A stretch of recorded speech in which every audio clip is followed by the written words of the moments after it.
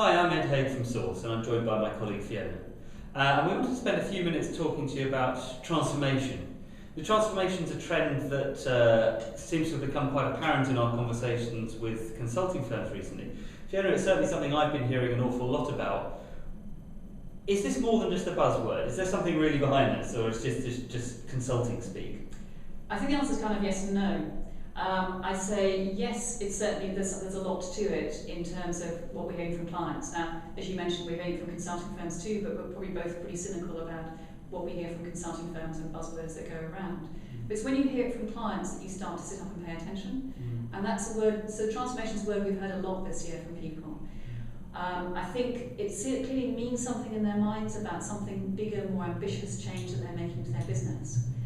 But I don't think that stops it necessarily also being a buzzword. I think there's a chance here that consulting firms will misuse the term and perhaps promise more they can deliver, and it will become a bubble and a buzzword, which of course will go pop at some point. Right. But at the moment it feels like it's a real opportunity, and if the consulting industry plays its cards right, it could be a significant driver for growth in the next year or so.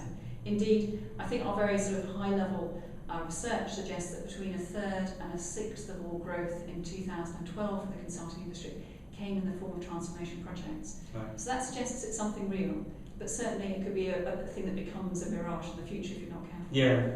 And what are the characteristics of these transformation projects? Do they have distinctive characteristics? Well, I think that's the really important question, because it's very tempting to label something as being transformation, which perhaps is not, and certainly not in a client's mind.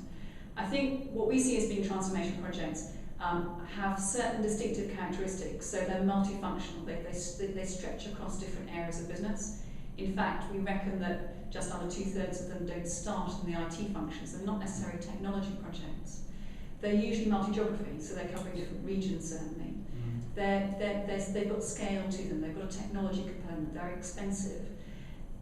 Probably the thing that's really decides them as a transformation project though is the sense of ambition and the unique focus. So they may have started from quite a small seed, but they've become a big opportunity or a big problem that people are trying to fix, almost to the point where it's redefining what the client's business is.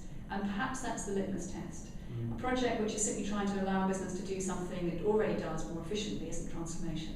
It becomes transformation when you're trying to change the underlying business model. And who's going to win these type of projects? Because they sound by their nature as if you say they're ambitious, these are big projects. Is there hope for small specialist firms here, or is this really sort of work that big firms are going to win? So I think there are two-stage answers to that question. First of all, I think there isn't a great deal of hope for small firms in this. I think they'll play an important role as partners, as subcontractors to bigger firms, but it's almost impossibly big for them to compete on an equal basis and expect to win these projects. Who will win among the bigger firms? Well, I think scale and size will be an important deciding factor, but it's not the only one. And indeed, if you look at the evolution or the life cycle of a transformation project, at the early stages it's often industry knowledge that it's the fertilizer that allows that seed to grow into something more substantial. And maybe strategy firms are better or perceived to be better at bringing that industry knowledge to bear.